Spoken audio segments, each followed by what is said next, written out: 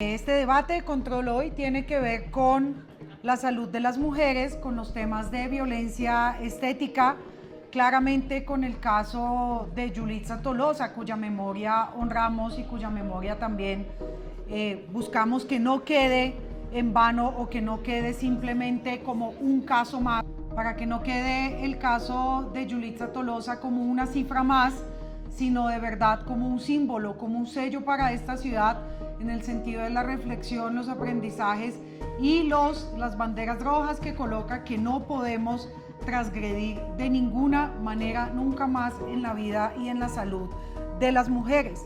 Parte de lo que justamente buscamos mostrar en este debate es que el caso de Yulitza Tolosa revela un problema estructural en nuestro sistema de salud pública y en nuestro sistema de atención de los asuntos de género, de los asuntos de cuidado, de los asuntos de la vida de las mujeres, donde hay un alto incumplimiento en la articulación del sector entre lo privado y lo público en lo que estos asuntos implican, porque no hay sistemas de información articulados, porque no hay un seguimiento articulado integral y suficiente, y de esta manera quienes terminan pagando el muy alto precio de estos descuidos y desarticulaciones son las mujeres con su salud, con sus vidas. Una serie de debilidades en la vigilancia y el seguimiento, la ausencia de los sistemas integrales de información, la falta de respuesta intersectorial específica frente a la violencia estética y relacionarlo claramente este caso no solamente como un asunto de salud,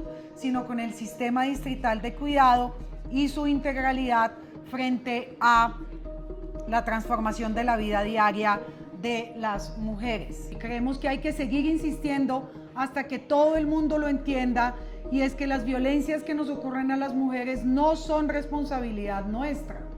No es nuestra responsabilidad y nuestra culpa, como intentan muchas veces decirlo, vestirnos como nos vestimos y por eso nos violentan, o caminar como caminamos y por eso nos acosan, o tener el tipo de relaciones familiares que tenemos y por eso nos violentan o nos abusan en el hogar o en el barrio o en la comunidad, o tener el deseo de cambiar cosas en nuestro cuerpo y por eso, por no hacerlo suficientemente bien, entonces es responsabilidad o culpa nuestra que haya consecuencias tan trágicas como lo que le ocurrió a Yulitza, o consecuencias en la salud de muchas mujeres, como ha ocurrido también en múltiples casos. Así que buscamos que esto quede muy claro con este debate y que se entienda que la ciudad podría contar con las herramientas y con los sistemas suficientes para poder disminuir y reducir estos riesgos, violencias contra las mujeres. Lo primero que queremos mostrar es, digamos que en esta ciudad en la que hay miles de mujeres enfrentando este tipo de tratamientos estéticos o una búsqueda por intervenir de alguna u otra manera con tratamientos estéticos de distintas escalas y niveles su cuerpo, tenemos que entre 2023 y 2026 se realizaron 389 operativos de IBC en este tipo de establecimientos. Y ojo con esto, solamente 54 establecimientos cumplían los requisitos, mientras que 329 presentaban algún tipo de incumplimiento. Esto nos da que 8 de cada 10 establecimientos inspeccionados incumplen requisitos sanitarios, administrativos o técnicos. Cuando miramos cuál es el tipo de sanciones o la cantidad de sanciones o medidas correctivas que se toman ante estos incumplimientos, nos damos cuenta que aunque el 84.6% de los establecimientos intervenidos incumple, solamente alrededor del 16,7% termina con algún tipo de medidas restrictivas identificables. Estos son datos que nos dio las mismas entidades. Digamos, toda la información que estamos planteando aquí es una información que parte de las respuestas que las entidades nos han dado.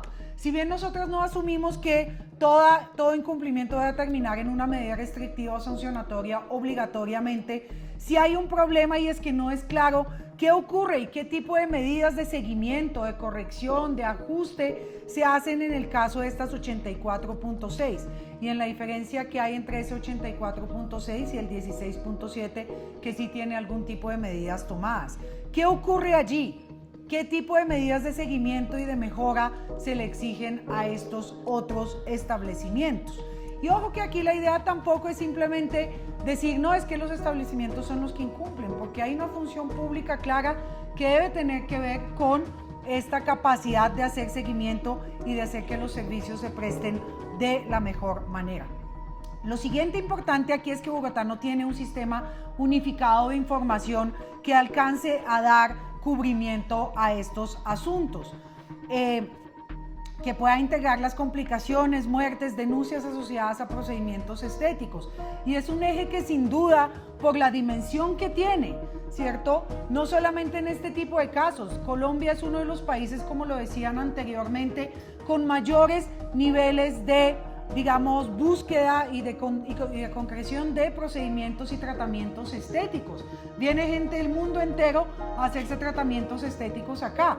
Por lo tanto, tener un pedazo de nuestro sistema de salud integrado en la ciudad que esté dedicado a este asunto es algo muy importante que nos ayudaría sin duda a reducir los riesgos y a reducir los casos, tanto de muerte como de lesiones y daños que sufren las personas que usan este tipo de tratamientos.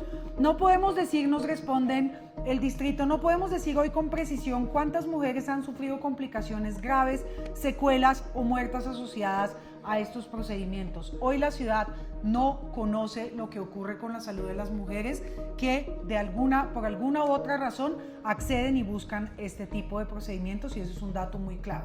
Tampoco hay una caracterización territorial muy, digamos, detallada. Cuando nosotras pedimos la información mapeada de parte del distrito, fíjense en estos dos mapas. En el primer mapa tenemos, en el mapa que está a la derecha, que tiene menos punticos rojos, tenemos allí todos los centros que tienen una autorización no solamente para tratamientos estéticos, sino también para unas intervenciones ya en clave, digamos, de salud de las mujeres o de quirúrgicos o como, digamos, se determinen específicamente. Esos son los que están autorizados. Fíjense que están bien concentrados en las zonas de clase media, alta y alta de la ciudad. Sin embargo, cuando miramos el primer mapa, están todos los centros estéticos registrados. Yo no sé si ustedes se fijan que, por ejemplo, en Ciudad Bolívar y en Usme no hay ni siquiera casi registrados centros estéticos.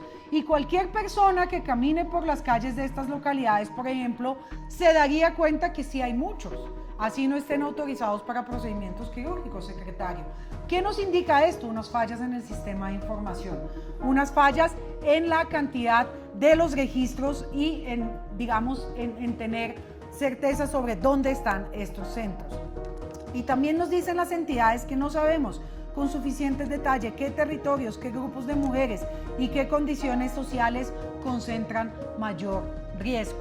Y eso también es muy grave, porque entonces no estamos identificando, no estamos cruzando las denuncias, las alertas que existen seguramente en múltiples entidades con los centros que están registrados.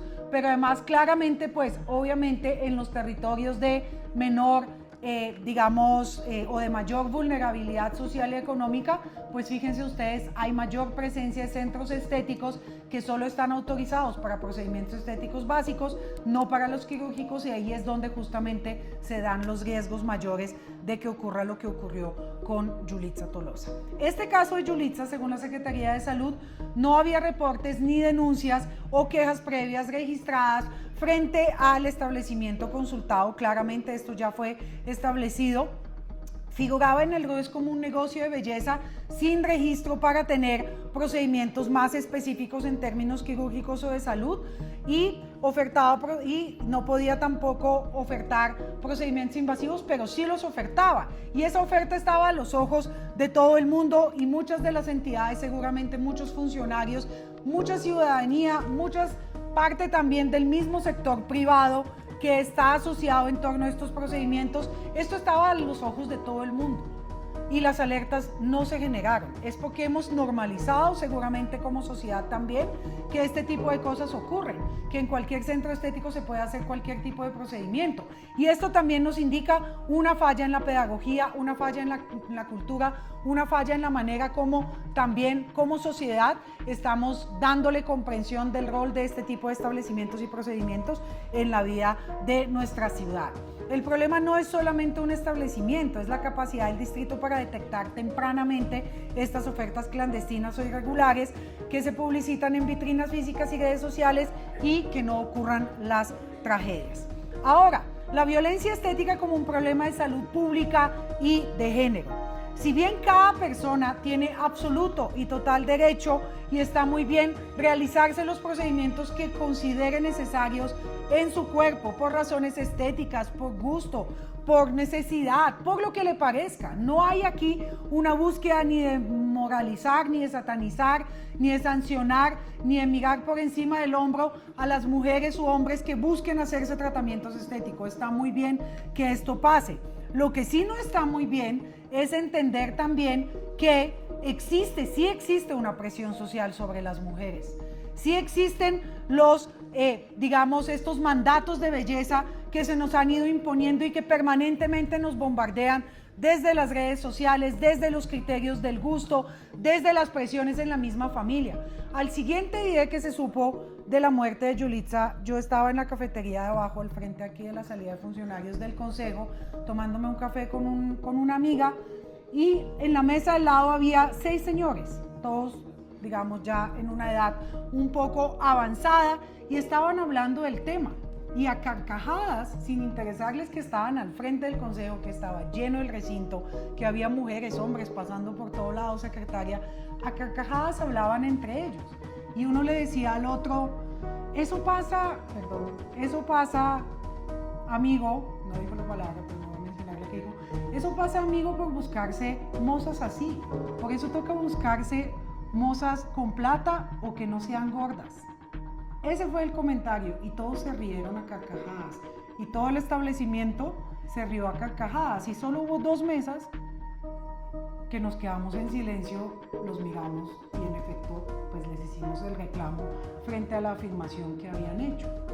Y yo sé que al comentar esta anécdota aquí, pues más de uno o una seguramente piensa también en su interior, de pronto le dan ganas de reírse o por lo menos de sonreírse, porque esto no es un asunto de voluntad o de bondad personal solamente, es un asunto de sentido común que está profundamente arraigado en nuestra sociedad. Las mujeres tenemos sí o sí que cumplir un mandato estético y si decidimos no hacerlo por decisión propia, tenemos que armarnos de las suficientes herramientas, armas y muchas veces actitud también, ¿cierto? Para que no nos saquen estas cosas en cara, pero hay muchas mujeres que no lo hacen por decisión, sino que quisieran poder de alguna manera ser parte de este mandato estético para que no se las monten, para que no las miren mal, para conseguir el tipo de pareja y familia que quieren, para conseguir una legitimación social que quieren o una aceptación en muchos espacios y desesperadamente buscan la forma de lograrlo. Y esto es parte de esta realidad.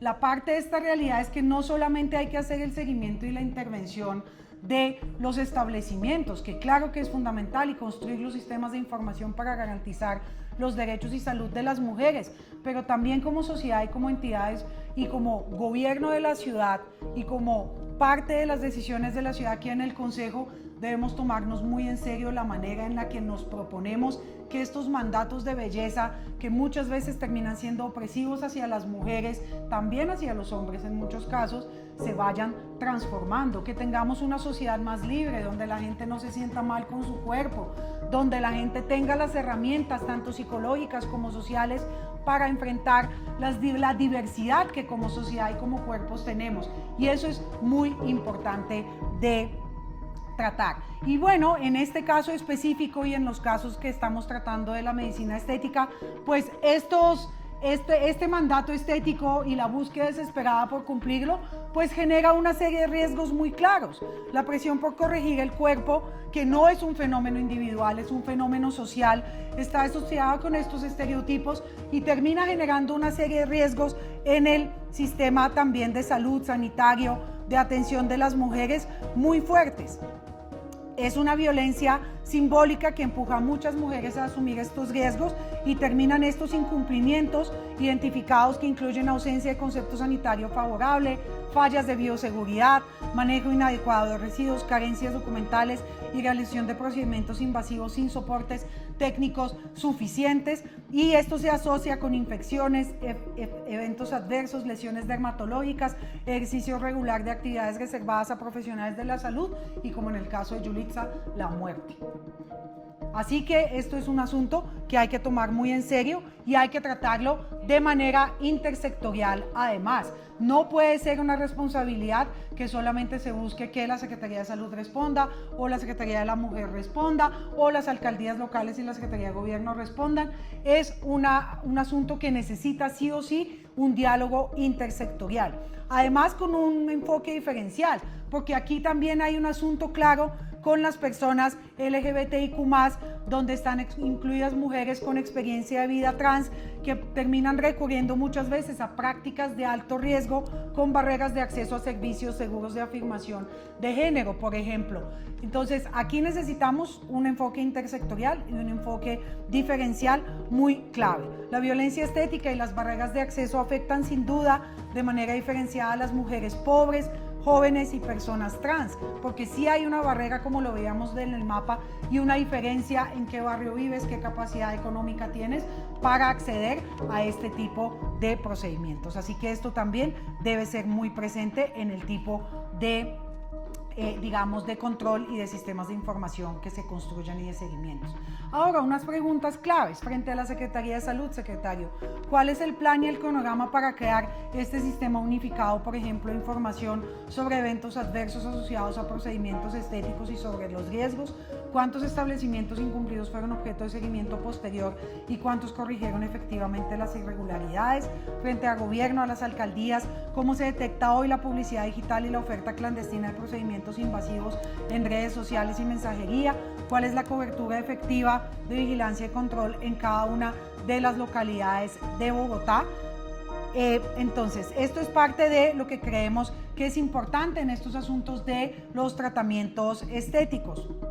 Se requiere este sistema de información integral, se requiere unificado, donde se articulen también los temas de hospitalizaciones, las denuncias, las complicaciones que se dan, una estrategia intersectorial entre la Secretaría de Salud, Mujer, Gobierno, Educación, Cultura, sobre violencia estética, mandato de belleza y prevención, el seguimiento posterior a establecimientos que generen incumplimientos, las campañas masivas sobre diversidad corporal, riesgos sanitarios y verificación REPS antes de cualquier procedimiento invasivo, lineamientos distritales para atención y acompañamiento a mujeres afectadas con procedimientos estéticos inseguros. Pero ahora, este caso de Yulitza Tolosa no se puede archivar como un episodio aislado, como lo decía al comienzo, y debe convertirse sin duda en un punto de inflexión que lleve a Bogotá a reconocer que la violencia estética también es un problema de salud pública y derechos humanos. Y aquí nosotros queremos hacer una conexión con el sistema distrital de cuidado, porque nos preocupa que integralmente, ¿cierto?, Bogotá cuenta con una herramienta. Cuenta con un modelo que es el Sistema Integral de Cuidado.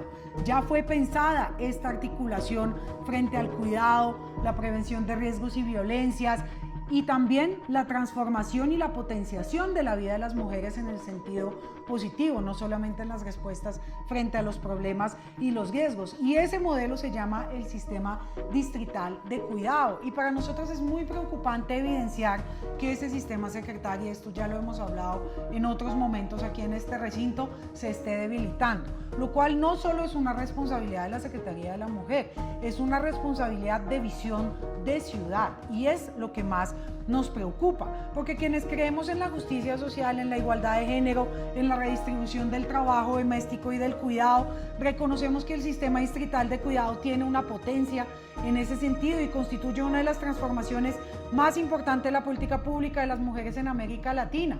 Nosotras mismas hemos traído, incluido en esta administración, y hemos hecho la articulación con la Secretaría de la Mujer para traer a personas que vienen de gobiernos de otros países para conocer el sistema de cuidado de Bogotá, para visitar las manzanas de cuidado. Entonces hay aquí un acumulado, un sello, un avance de ciudad que es muy importante no dejarlo debilitar. Durante décadas las mujeres hemos sostenido la ciudad y el trabajo invisible del cuidado el trabajo no remunerado, no reconocido y profundamente desigual, y por eso el sistema de cuidado fue parte de esa respuesta, no solamente como iniciativa del distrito, sino como iniciativa de las organizaciones y las luchas de las mujeres en esta ciudad y en el país en general, por decir, esto se requiere. Pero ¿qué está pasando hoy con el sistema de cuidado? Y aquí cruzamos respuestas de varias proposiciones que nosotros hemos trabajado en torno al tema también de sistema de cuidado. Y nos preocupa mucho ver que este caso justamente de Yulitza Tolosa, y por eso lo cruzamos acá, nos demuestra que estas violencias contra las mujeres no pueden abordarse únicamente desde los asuntos de vigilancia sanitaria, sino que esa violencia estética requiere una respuesta integral, y eso debe estar también incorporado en el sistema distrital de cuidado como una de las principales herramientas con las que cuenta la ciudad. Sin embargo, cuando miramos estas cifras, nos damos cuenta que entre el 2025 y 2026 se ha debilitado digamos, componente operativo del sistema de cuidado en general. ¿Qué hemos visto? Un primer hallazgo es que tenemos más infraestructura y menos cobertura. Uno de los principales mensajes institucionales aquí ha sido la expansión del sistema del cuidado, y esto es, digamos, verdad. La administración destaca el crecimiento de manzanas de cuidado, proyecta alcanzar 31 unidades en la ciudad. Sin embargo, cuando analizamos en las respuestas los resultados de atención, encontramos una contradicción que merece una explicación. En 2023, voy a leer aquí, fueron atendidas 431.829 personas, secretaria. En 2024, 345.095. En 2025, 297.356 personas. Esto representa una disminución superior al 31%, como lo decimos, en apenas 2 años. Lo complejo de esto es que, mientras tanto, los índices de violencias contra las mujeres, de violencias intrafamiliares y de riesgos a los cuales estamos sometidos las mujeres en términos de, por ejemplo, todas las problemáticas de inseguridad de la ciudad y demás, pues aumentan.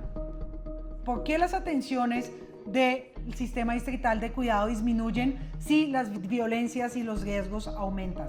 Mientras aumentan entonces la infraestructura física, disminuye el número de personas atendidas, y esto es complicado. Tenemos más espacios donde atender, pero para atender a menos mujeres. No nos parece lógico esto y no nos parece correcto para la ciudad este enfoque.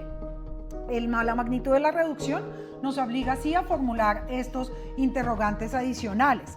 Pero también las matrices de seguimiento de la Secretaría de la Mujer y el sistema de cuidado muestran una reducción progresiva de servicios fundamentales para garantizar una atención integral y cercana a las mujeres. Aquí tenemos unas reducciones en varios servicios. ¿En cuáles? ¿En cuáles? En la atención resolutiva en casa es uno de los servicios que fueron retirados o están en estado de riesgo. Los temas de rehabilitación basada en la comunidad es otro de los servicios que están en riesgo o fueron retirados casa a casa, y también los de grupos comunitarios. Los territorios de innovación y participación en salud TIPS, lo mismo. Los centros de escucha de mujeres de salud, lo mismo. La atención individual a las mujeres, lo mismo. La salida de estos servicios de las fichas técnicas se registra en manzanas, o sea, fueron eliminados estos servicios en manzanas como Bosa Porvenir, Suba Fontanar, Suba La Gaitana, Kennedy Timiza, San Cristóbal San Blas, Usaquén, Fontibón, Teusaquillo. Esto no tiene ningún tipo de explicación. Si se necesita reorganizar, se puede reorganizar. Inclusive yo hubiera pensado en que si no se tenía que extender tanto nueva infraestructura porque no alcanzaban los recursos, pues por lo menos se hubieran mantenido los servicios y se hubiera buscado estrategias como parte del sistema integral que es el sistema del cuidado de Bogotá, para que otras entidades ayudaran a que las mujeres llegaran con facilidad a estos servicios. Pero ampliar la cobertura territorial para disminuir la cantidad de atenciones no tiene ningún sentido en una ciudad como Bogotá, además con claros sesgos territoriales en la reducción de este servicio, como ustedes lo pueden ver en lo que expuse. El debilitamiento de la salud mental y de la atención psicojurídica también es un problema que, en un contexto marcado por las violencias basadas de género y por los fenómenos emergentes como esta violencia estética, por ejemplo, la salud mental y el acompañamiento psicojurídico es fundamental y ha disminuido. La falta de privacidad. En Kennedy y Bellavista se reporta que el espacio destinado a la atención de las mujeres, por ejemplo, no garantiza las condiciones de confidencialidad necesarias. Si yo soy una mujer que por un problema que tengo, por una violencia que estoy sufriendo, por una duda que tengo frente al tema de los procedimientos estéticos para conectar el tema 1 con el 2, voy y me atienden en un lugar donde está lleno de gente, la gente que está haciendo fila está encima mío, ¿yo qué confianza voy a tener para contarle a la persona que me está atendiendo pues lo que me está ocurriendo? Obviamente voy a decir 3 palabras, seguramente mirando el piso, me voy a parar y me voy a ir. Todas las mujeres, por eso las mujeres creamos herramientas como los círculos de la palabra de mujeres, ¿cierto? U otro tipo de herramientas entre mujeres, porque nos cuesta mucho hablar cuando no nos sentimos en confianza, porque históricamente esto nos ha significado violencias o retaliaciones en nuestras familias, en nuestras comunidades, en el espacio público. Por eso nos gusta hablar entre nosotros y en confianza nos soltamos. Pero si las herramientas públicas que tenemos no dan garantías para ello, pues obviamente no pasa. Entonces no solamente, claro, se puede registrar el servicio y puede que esos servicios que están en disminución estén registradas, pero ¿cuántos de ellos realmente se dan en las condiciones que las mujeres necesitamos para de verdad poder tramitar y transformar lo que nos está ocurriendo, o que las violencias a las cuales nos vemos expuestas o los riesgos de verdad puedan ser descritos en detalle y de esa manera ser atendidos de la mejor manera? No nos está funcionando. Pero en Ciudad Bolívar y Ecoparque también se reportan dificultades para garantizar las condiciones adecuadas de atención en el mismo sentido. Falta de profesionales, se registra ausencia de profesionales jurídicas en Mochuelos y en Ciudad Bolívar y Ecoparque también.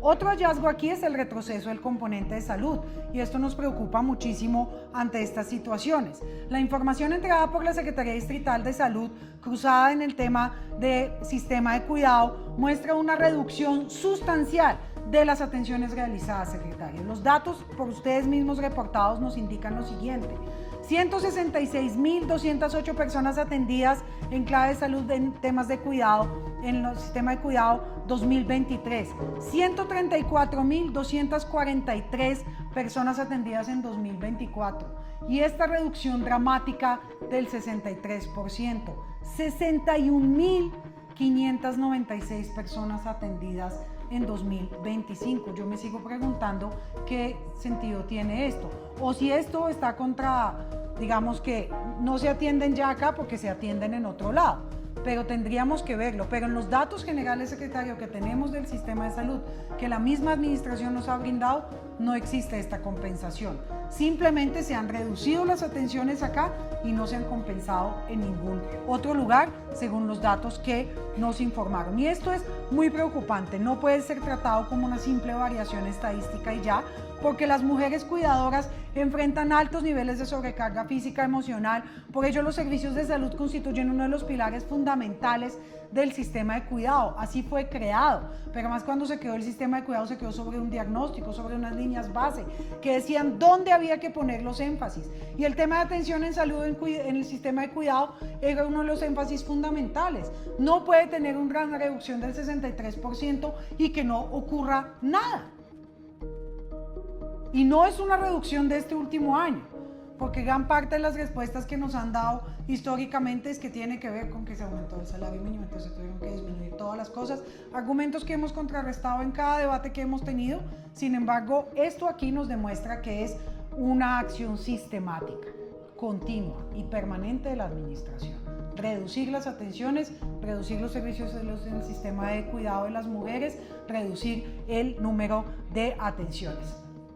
Así que, desde una perspectiva de política pública, resulta difícil sostener que una reducción de esta magnitud no vaya a tener además consecuencias en el acceso a servicios de salud preventiva, salud mental y atención integral. Claro que tiene unas consecuencias muy amplias. Tercer hallazgo, la autonomía económica y la feminización de la pobreza.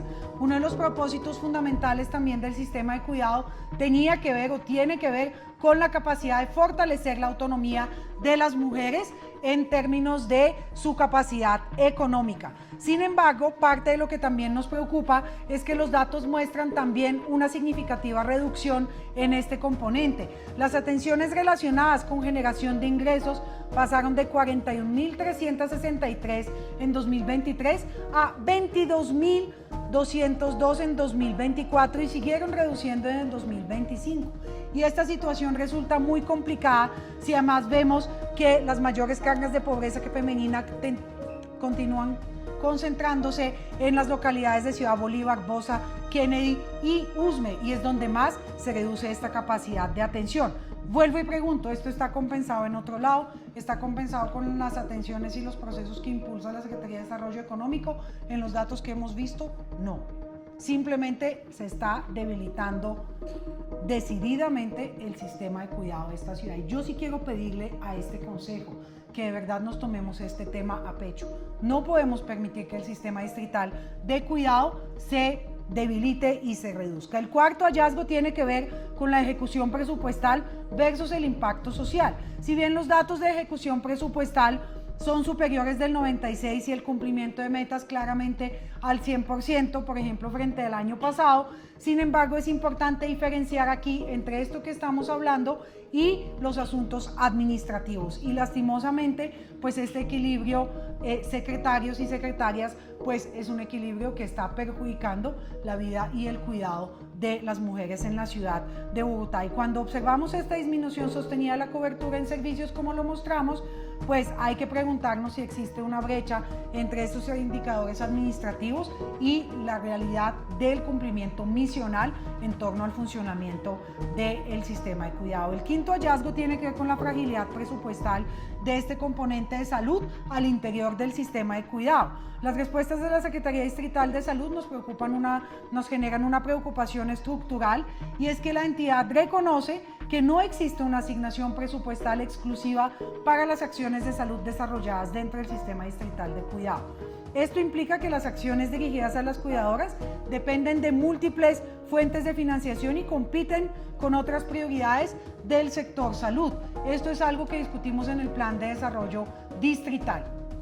Entonces es importante poderlo, digamos que ajustar. Así que queremos, para cerrar, reafirmar estos puntos comunes entre la violencia estética y el sistema distrital de cuidado, que para nosotras están absolutamente ligadas, no son, digamos, asuntos que haya que separar y simplemente contestar lo primero y no abordar lo segundo, porque, insisto, el sistema distrital de cuidado es una herramienta que nos ayuda con esto, y es una herramienta que ha tenido una reducción del 63% en su capacidad frente a asuntos como este que está en cuestión en los últimos 2 años, y esto es algo que la ciudad no debe permitir. Así que queremos cerrar este debate hablando justamente de unas conclusiones como asuntos como: la infraestructura no nos garantiza el derecho, necesitamos que la infraestructura esté complementada con la atención, con el servicio, con la integralidad intersectorial, con la articulación del sistema del cuidado en general y con el fortalecimiento a que este sistema le llegue, o más bien que ese sistema lleguen cada vez más mujeres, no menos. La salud de las mujeres está desfinanciada y fragmentada, y tenemos que casi que estar cogiendo pedacitos de un puzzle para poderlos juntar y ahí dar los datos frente a la salud de las mujeres, y no hay decididamente una línea, una estrategia clara en la ciudad donde la salud de las mujeres esté puesta al centro, y el sistema de cuidado puede ayudar en eso, pero se requiere una decisión política que lo fortalezca, que lamentablemente aquí no la hemos tenido. La violencia estética es un problema de género y de salud pública, y requiere pedagogía, requiere transformaciones culturales, requiere fortalecimiento de las mujeres, empoderamiento de las mujeres, mayores capacidades de autonomía financiera y económica de las mujeres. Todo esto está ligado, ¿cierto? Si Yulitza Tolosa fuera una mujer que pudiera dedicar, que tuviera en su haber unas mejores condiciones económicas y pudiera dedicarlas también a su cuerpo, y tuviera mejor información, más pedagogía, espacios a donde ir, a tener unas asesorías frente a estos temas, Yulitza Tolosa estaría todavía entre nosotras y estaría con su familia. Y esto sí es una responsabilidad que la ciudad debe asumir. La necesidad de una respuesta intersectorial, ya lo hemos mencionado, y el sistema de cuidado es la herramienta. No dejemos debilitar nuestro sistema de cuidado, no dejemos que más mujeres mueran por falta de articulación interinstitucional y de transformaciones culturales que necesitemos, no dejemos que más mujeres sigan siendo violentadas en el ámbito de la salud en este caso y en todos los ámbitos en nuestra ciudad. Muchas gracias.